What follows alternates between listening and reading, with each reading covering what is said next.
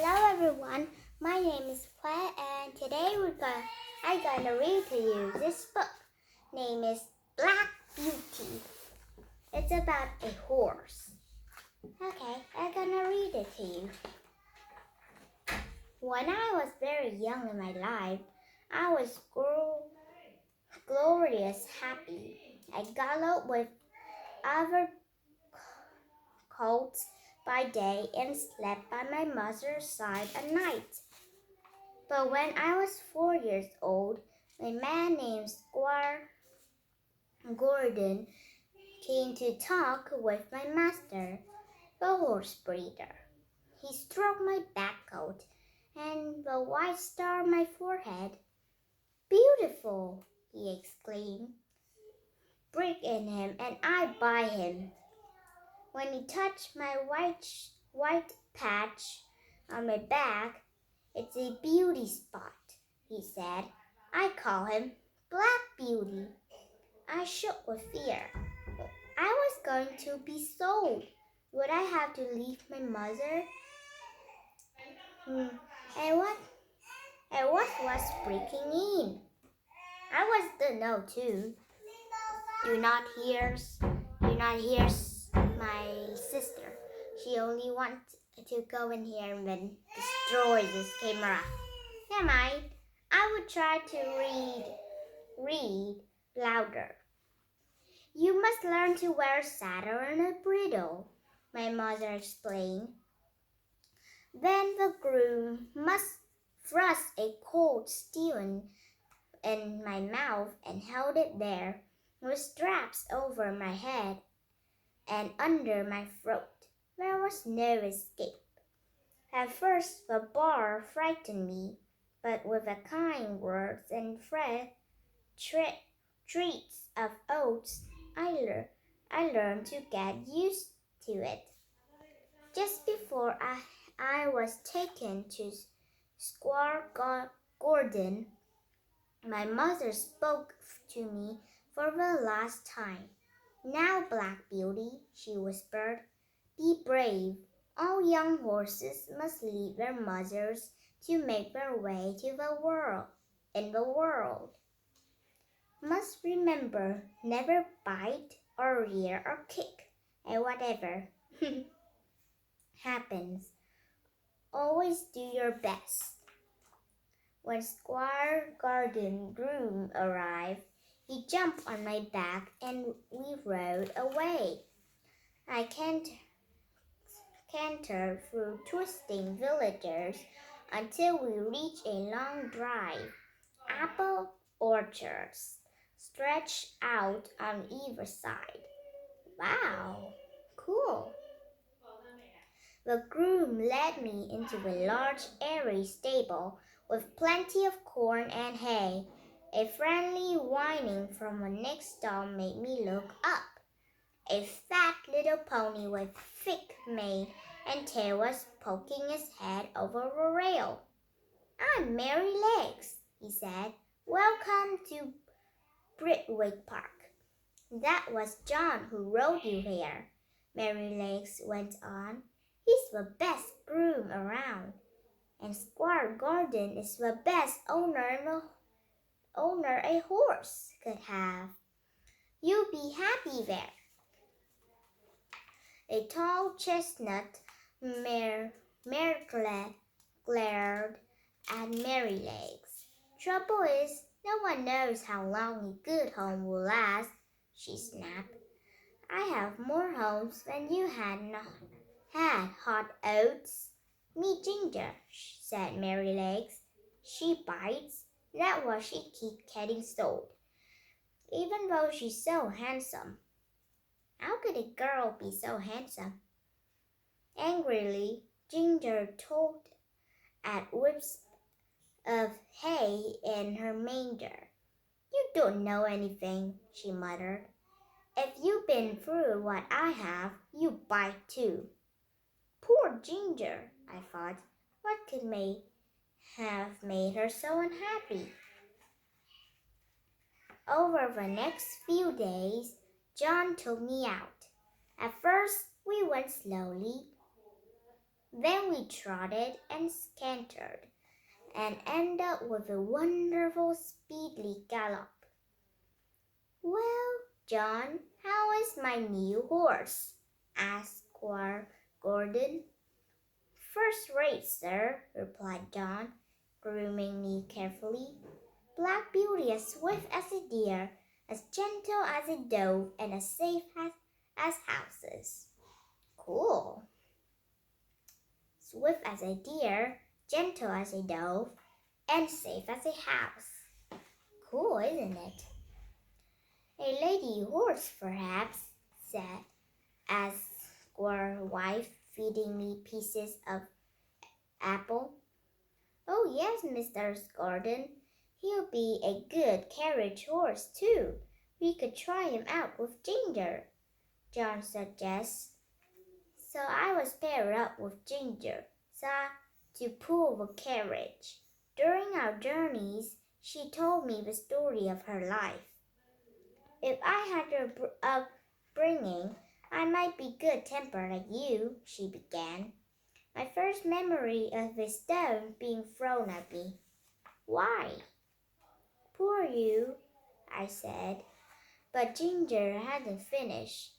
"When the first owner broke me in, she shoved me as a painful bit in my mouth," she went on, "and her old owner cried, and shouted, 'Do as I say!'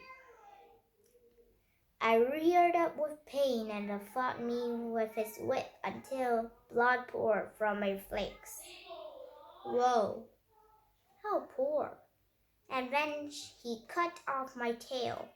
"Why?" I cried. I noticed Ginger had no tail. I thought she must have lost it in an accident. "Fashion," Ginger replied bitterly.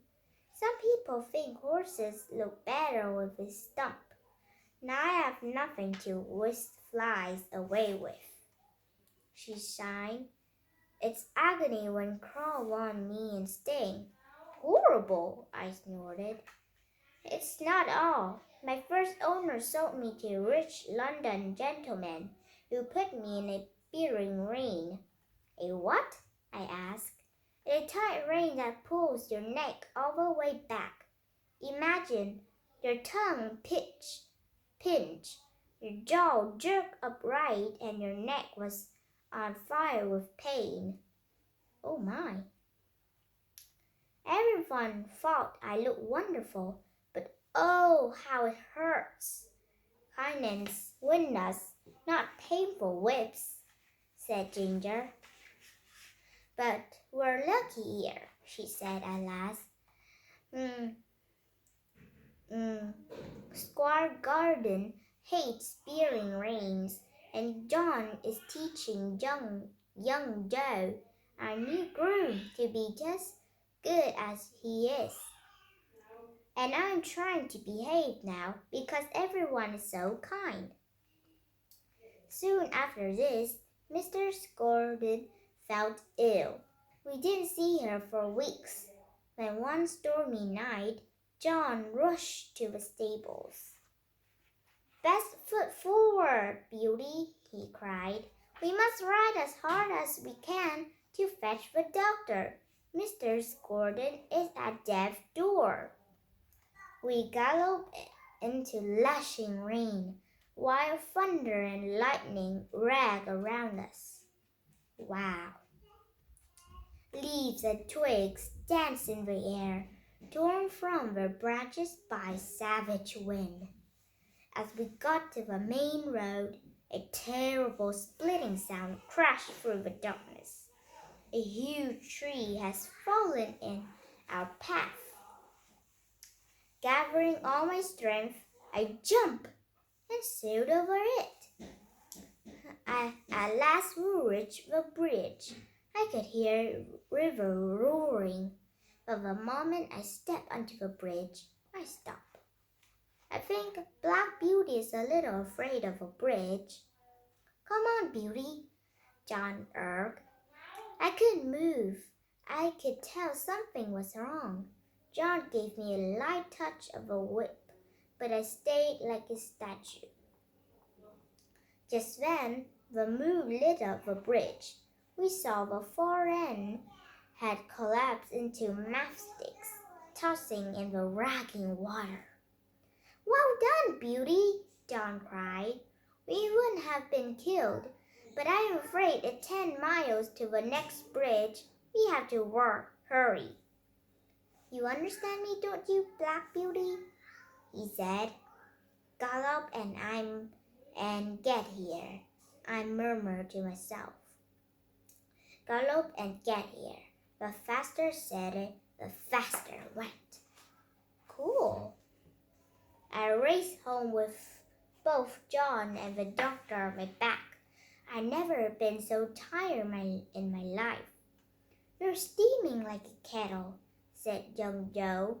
"You're too hot for your blanket. Here, so have some ice cold water." All through the night, I shivered and sweated and longed for John to come. When he arrived, he was horrified. "Joe, you nearly killed Beauty," he shouted. "He caught a bad chill. You should have put on his blanket, and that icy drink did him no good at all." "I didn't know," Joe murmured sulkily. "Didn't know?" yelled John. "You should make it your business to know. If you don't know, ask." "Will we die?" asked Joe. "I hope not," said John. "I'm sorry," wept Joe. "I didn't mean to hurt him."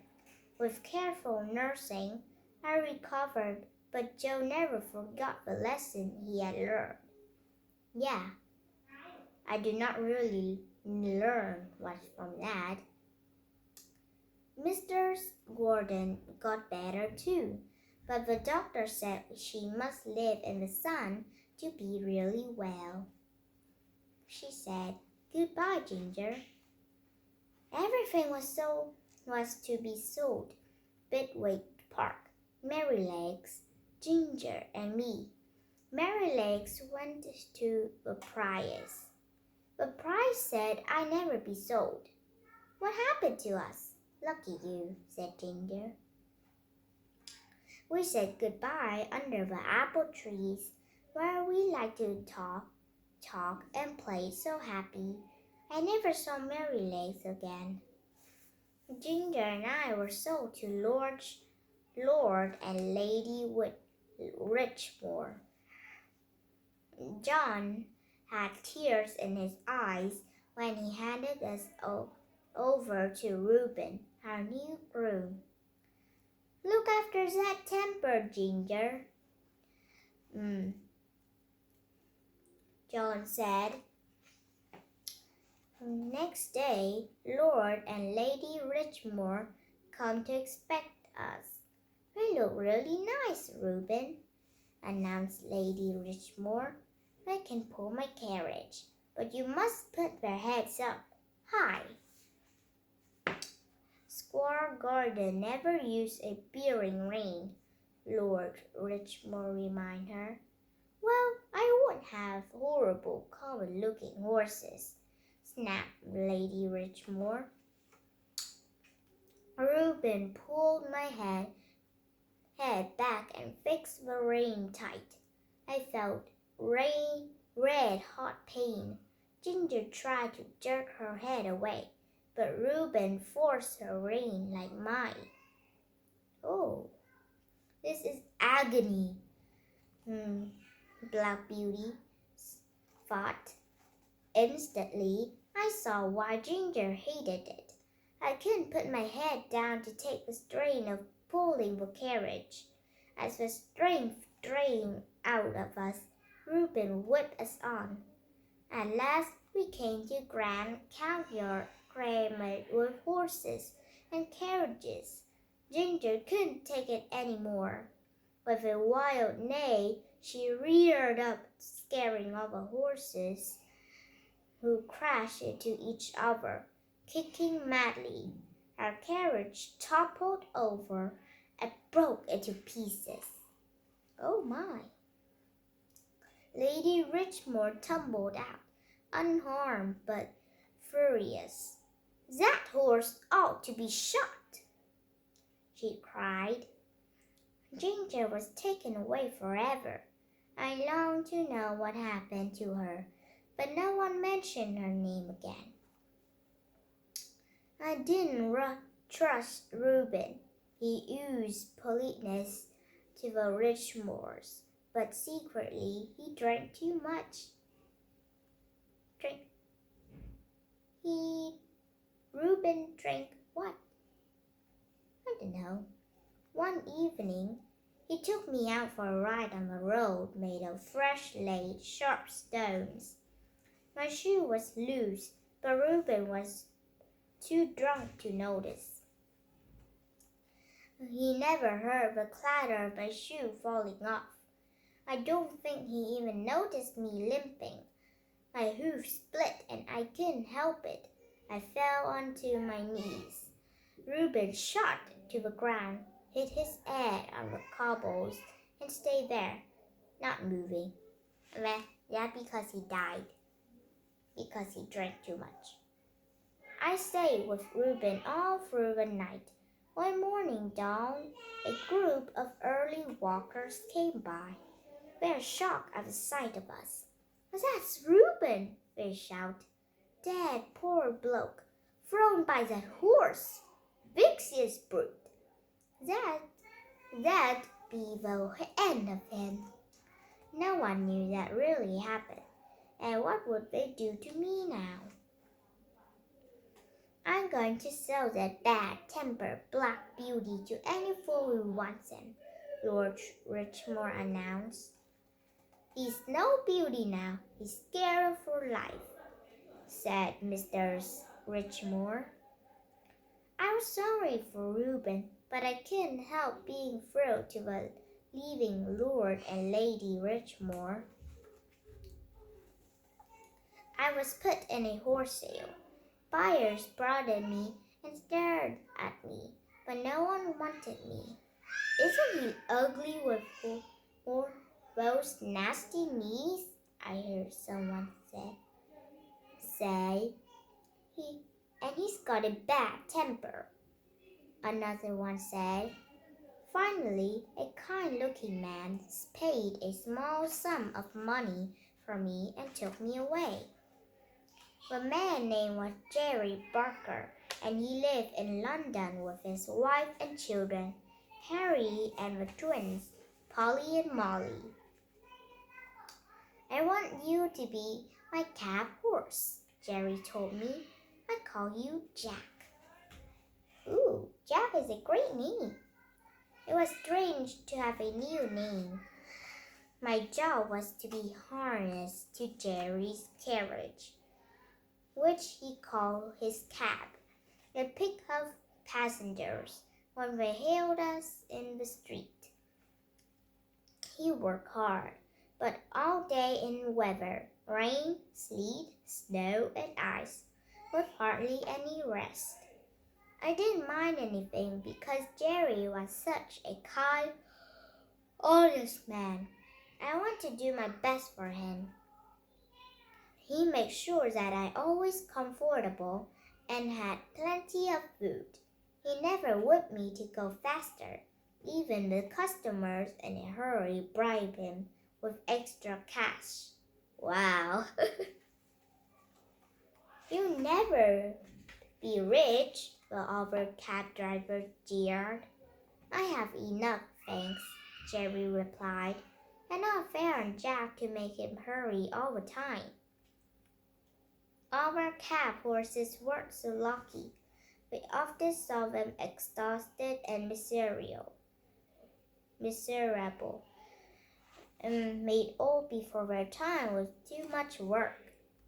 I think gonna be a long time ago now, but now we use cars. Once I saw an old worn-out chestnut with a thin neck and bones that stuck out through a badly kept coat. Its eyes have a dull, hopeless look. I was wondering why the horse looked faintly familiar when I heard a whisper. Black Beauty, is that you? It was Ginger. Her beautiful look has completely vanished. She told me she belonged to a cruel driver who whipped her and starved her and overworked her. So now how could she live now? You used to stand up for yourself if people were mean to you, I said. Yes, I did once, but now I'm too tired, she replied. I just wish I could die. No, Ginger, I cried. Keep going. Better times will come. I hope they do for you, Black Beauty, she whispered. Goodbye and good luck. Get on, said her cruel owner. Soon after that meeting, I saw a cart carrying a dead chestnut horse. It was a dreadful sight. I think it was Ginger. I almost hoped it was, for that meant her suffering was over. One day, a customer of Jerry made him an offer he couldn't refuse. She asked him to be her groom at her house in the country. There's a little cottage for you and your family, she said. I wish I could take Jack too, but I already have a horse. Sorry, old Jack, Jerry comforted me.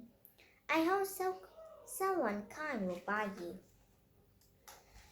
But my new master was a cruel man. I have to pull his carts loaded with sacks of corn, and if I was too slow, he whipped me hard. He hardly fed me either, which made me weak. And in the end, I simply collapsed in the street. Stupid horse, my master grunted. Is he dead? What a waste of money. I couldn't move.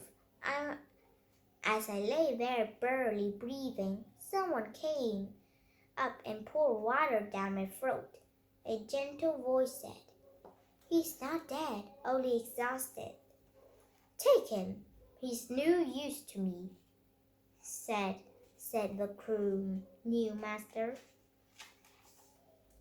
My gentle force belonged to a horse doctor. So lucky, Black Beauty. I couldn't believe my luck.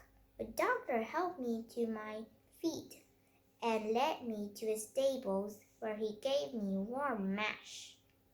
I think you're a good horse, Vance, said the doctor. Well, you're poor, broken down, old things now. I'm going to fed you up and find you a nice home. Rest, good work, and gentle exercise work on me like magic. But when the doctor said I was ready to leave him, I trembled all over. I dreaded to think what my next home would be like. The doctor took me to a pretty house in a small village. It has a pasture and a comfortable stable. It belonged to two grown-up sisters, Clary and Pef Liefeld. I'm sure we'll like you, they said, patting me. You have such gentle face. I nuzzled them, but I wasn't sure I could trust them. The groom led me to the stable and began to clean me. That white star just like Black Beauty, he said, and the glossy black coat. He's about the same height too. I wonder where's Black Beauty now? Soon he came to the tiny knot white hair on my back. That's what Square Garden called Black Beauty's patch. A Black Beauty. It really is. Do you remember me? Young Joe who nearly killed you? I was so glad to see him. I've never seen a man so happy, either. I've been here now for a year. Joe, always gentle. Clary and El- Elspeth are kind, and my work is easy. On my strength, I come back, and I never have been happier. Wow. But sister had been promised never to sell me. Finally, I found my home, forever and ever. I'm happy for Black Beauty, but I was kind of worried for Ginger, though, and the other horses. As I see that Black Beauty is the luckiest horse, though. I do want a horse, but I don't think so that I could care for it because I'm too small. Never mind, it's enough today. I think it's gonna be quite long today. And I hope the blind people's gonna get a good thing. But goodbye everyone. See you next time.